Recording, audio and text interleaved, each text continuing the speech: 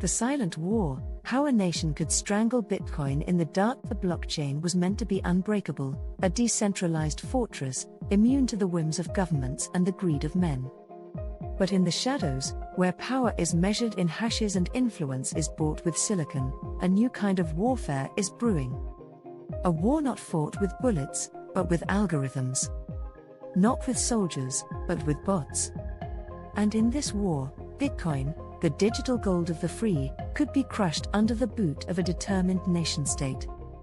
Now, before we move on with the story, please, help a small channel grow. Like and subscribe. It means a lot to me. Okay, back to the story.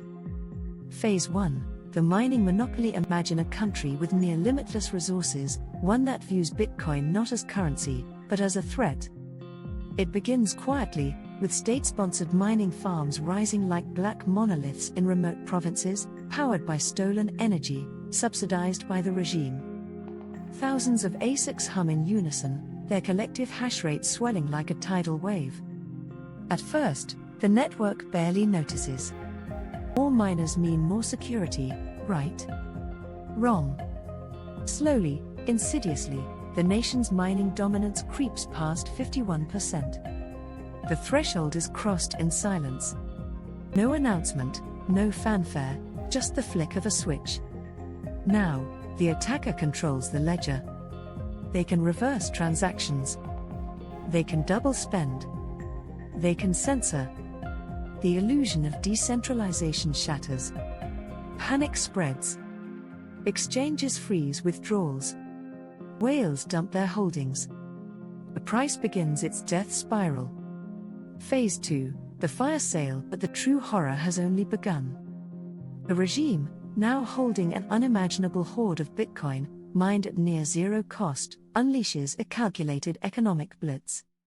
Billions in BTC hit the market at once, sold for pennies, flooding order books with an unstoppable tsunami of sell pressure. The market buckles. Retail investors are liquidated en masse. Mining operations, now unprofitable, shut down. Nodes go offline as running them becomes pointless. The hash rate collapses, leaving the network vulnerable to further attacks. The death spiral accelerates.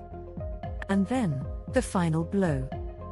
Phase 3, the fork wars. With the network in chaos, the regime announces its own patriotic fork, a new Bitcoin, one they control completely. State media proclaims it the true Bitcoin, while the original chain is labeled a failed experiment. Exchanges, desperate to avoid total annihilation, list the new fork. The world is left with a choice: abandon the dream of decentralized money, or bow to the new masters of the blockchain. The aftermath. In the end, Bitcoin doesn't die with a bang, but with a whimper. Not from a flaw in its code, but from the oldest weakness of all, human greed, and the will to power. The blockchain was meant to set us free. Instead, it becomes just another weapon in the silent war for control. And in the darkness, the machines keep mining. For someone else. Thank you for watching my video. Please, like and subscribe.